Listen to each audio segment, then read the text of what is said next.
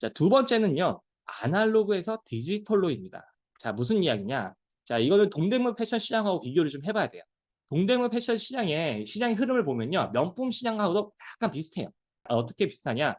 자, 동대문 패션 시장도 예전에는 저희가 한 20년 전만 생각해도 동대문은 오프라인 위주였어요. 오프라인 매장 가서 두타 가고 뭐 밀리올에 가서 거기가 이제 성행을 했죠. 거기서 사고 막 주문했었어요. 그러다가 나중에는 이제 온라인으로 동대문 시장들이 옮겨갔죠. 뭐 쇼핑몰도 만들어지고 하다 보니까 거기서 자기가 직접 만들어서 셀러가 직접 동대문 가서 사와서 판매하는, 직접 사서 직접 판매하는 셀러들이 생겨나게 됩니다. 이 온라인 시장을 맞이하면서 그렇게 됐어요. 근데 이게 하다 보니까 내가 직접 갔다 하는 게 너무 불편한 거야. 불편하다 보니까 사익삼촌이라는 게 생겨납니다. 아마 동대문 패션 시장 용어인데 아마 생소하신 분도 있을 거예요. 그냥 이렇게 생각하시면 돼요. 에이전시라 보시면 돼요. 내가 직접 가서 물건을 사서 가져오기 힘드니까 어디 도매처에서 네가 대신 사와줘. 그러면 내가 수수료를 줄게. 이게 사익삼촌이 하는 일입니다.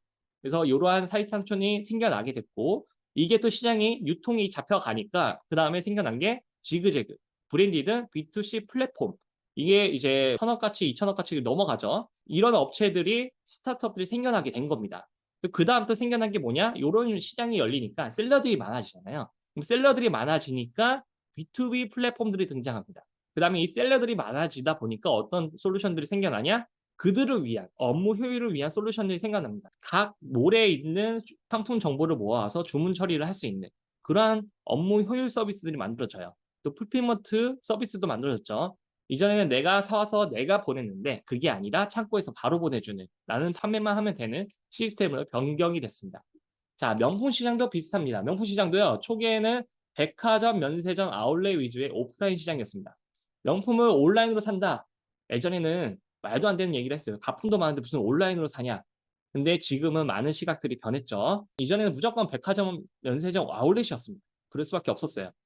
그런데 그 시장이 변화된 게 이제 온라인 판매를 정확히 각자 하게 되는 시점이 있었습니다. 그때는 왜 그러냐면 이제 유통도 빨라지고 배송도 빨라지다 보니까 내가 직접 가서 물건도 사와서 판매하는 시점이 있어요. 그 시절이 저희가 유럽 바잉을 많이 하던 시절이었습니다. 4, 5년 전 정도 되는 거 보시면 돼요. 그때 이제 직접 부티크와 거래도 하고 그리고 직접 현지에 가서 바잉을 해서 팔아도 마진이 30% 이상 남는 이런 기적이 있었던 그런 시절이 있었습니다.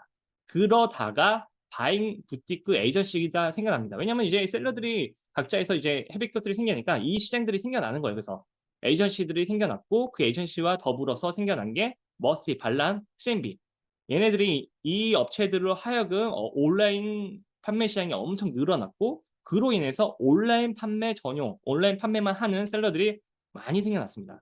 머스티만 셀러 가입자가 1,000명이 넘는 걸로 알고 있어요. 이렇게 많이 시장이 드러났습니다. 그 다음에 시장은 어떻게 될까요? 그 다음 시장도 비슷합니다. 저희 같은 플랫폼, B2B 플랫폼이 나타나게 됩니다. 이제 뭐 저희 매치스러스도 있지만 다른 또 B2B 플랫폼들이 생겨나고 또 그들을 위한 업무 효율 서비스 솔루션들이 생겨나게 됩니다. 이게 바로 아날로그에서 디지털로 가는 길입니다.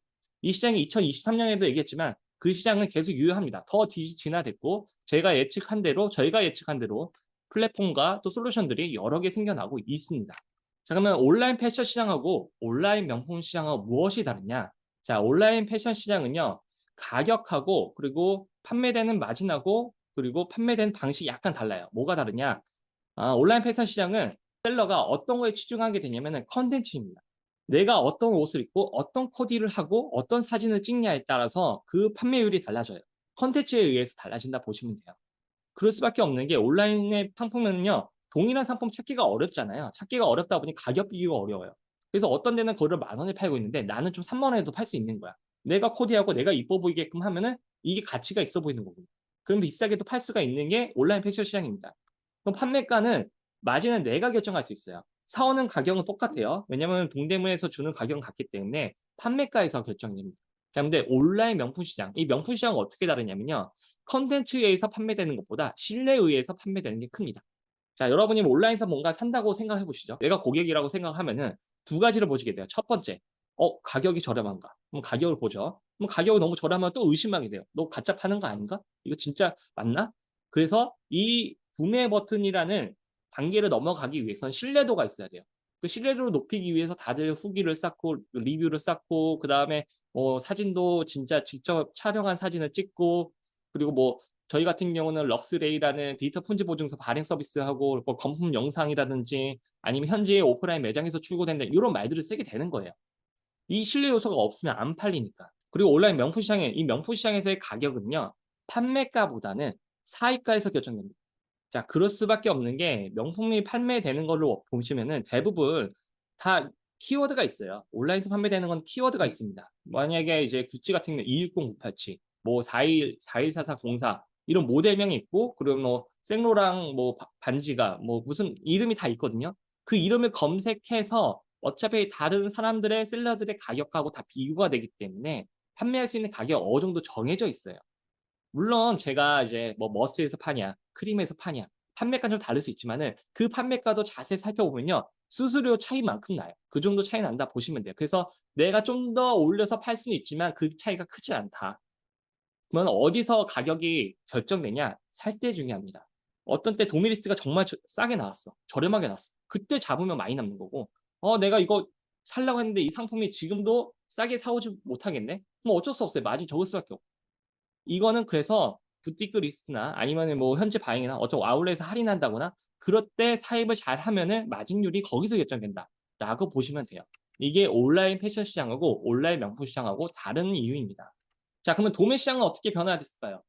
자, 도매 시장도 1차 도매라는 건 뭐냐면 단순 사입 중개만 하는 서비스들.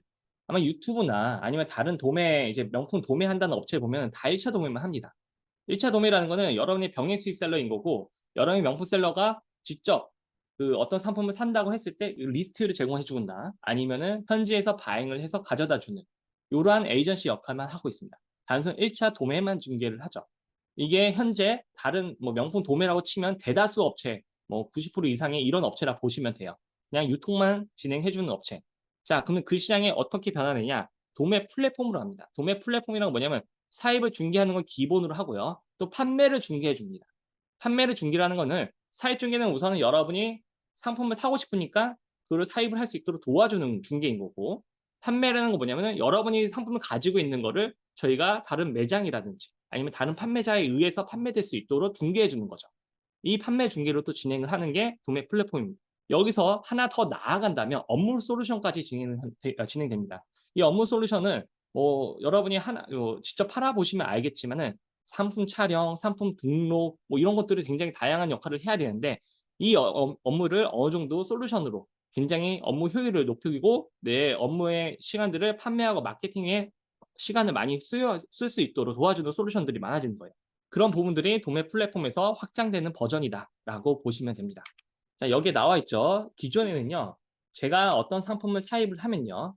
그 상품을 사입한 것들을 직접 촬영을 합니다. 그래서 제가 3, 4년 전만 해도 한번 바행을 갔다 오면은 스튜디오를 하나 빌립니다. 하루 종일 그 사진 찍어요. 이 제품이 한 개만 있을지라도 어쨌든 팔으라고 하면은 사진 촬영을 해야 되니까 스튜디오에서 다 찍어요, 하나. 다 찍고 그거를 다 편집하고 그다음에 이제 그거를 상품 등록을 다 하죠. 그 상품 등록하면 끝나나? 또 관리를 해야죠. 그리고 이게 판매 관리가 내가 하는 곳에서만 판매하는 게 아니라 뭐 머스티, 반란, 뭐 다른 데 또 올려서 판매를 하다 보니까 재고 하나 빠지면 다른 데도 다 관리를 해야 돼요. 요런 것도 일입니다. 그래서 재고 관리도 일을 하게 되고 그다음 판매되면 배송을 해 줘야죠. 직접 배송을 하고 포장도 하고. 이 모든 것들을 직접 다 했습니다. 아직도 병행 수입 셀러 저희의 전 세대 1세대 분들은 아직도 이런 식으로 합니다. 근데 이제 명품 플랫폼을 이용하고 디지털로 하는 업체들은 어떻게 달라지냐면은 상품 분석, 상품 등록, 판매 관리, 재고 관리, 배송, 회계 관리 이 모든 것들을 맡길 수가 있어요. 저희 같은 매치스러스 같은 업체한테 상품 분석의 솔루션들을 제공해 주니까 그걸로 분석할 수 있고 상품 등록하는 것도 자동으로 저희 상품을 끌어다가 올릴 수가 있고 이미 등록된 거를 판매 관리나 재고 관리 같은 경우도 저희가 이제 뭐 관리자 시트라든지 아니면 또 재고 관리하는 것들 자동 동기화 그러니까 재고 자동 동기화 시스템을 이용해서 내가 품절 관리를 안 하더라도 알아서 품절되는 이런 솔루션들을 이용할 수가 있습니다. 그럼 셀러는 어떤 업무를 하냐? 발전하면 발전할수록 셀러의 본연의 업무에 치중할 수가 있습니다. 병행 수익 셀러는 어떻게 하죠? 사입을 잘하는 거. 그리고 위탁 판매 셀러나 그냥 셀러들은 어떻게 하죠? 판매하고 마케팅을 잘하는 거. 요게 두 가지 업무가 남는 겁니다. 여기서 또 세분화하게 되면은 사입만 잘해도 돈을 벌 수 있고 또 판매하고 마케팅만 잘해도 돈을 벌 수 있는 구조로 세분화가 진행됩니다. 그러면 셀러가 갖춰야 할 능력은 어떤 게 있을까? 아날로그 시대는요, 사입 인프라가 있어야 되고요. 그리고 무역에 대한 지식도 있어요. 통관을 하려면 알아야 될 거 아니에요. FTA가 뭔지 뭐 이런 것도 알아야 되고. 명품 사업하려면 어떻게 해야 돼요? 자금도 있어야 되고요. 판매 능력도 있어야 됐어요.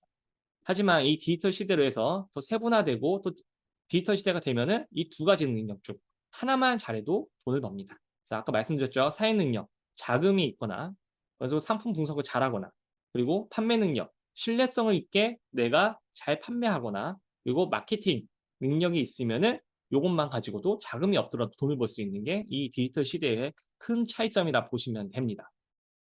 자, 세 번째 트렌드는요. 각자에서 함께로 그 시기 때 딱 적합했어요. 많은 사람 이 업계들을 떠났습니다. 폐업을 하게 되는 겁니다.